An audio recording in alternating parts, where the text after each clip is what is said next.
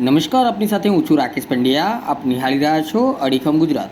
મહીસાગર જિલ્લાના લુણાવાડા એપીએમસી શાક માર્કેટમાં ગંદકીની ભરમાર.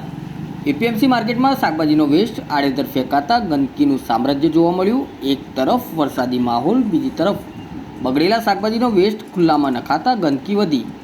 એપીએમસી શાક માર્કેટમાં ગંદા શાકભાજી ખાતા પશુઓ પણ નજરે ચડ્યા. સ્વચ્છ ભારત અભિયાનના લુણાવાડા એપીએમસીમાં જાહેરમાં ધજાગરા ઉડ્યા. યોગ્ય નિકાલ કરવાની જગ્યાએ કચરો ખુલ્લામાં ફેંકી દેવાતા ગંદકી ફેલાઈ. એક તરફ રોગચાળો ફેલાઈ રહ્યો છે, ત્યારે બીજી તરફ ગંદકી ફેલાવા બાબતે એપીએમસી દુકાનદારોને નોટિસ આપવામાં આવશે કે કેમ, તેને લઈને ઉઠ્યા સવાલ.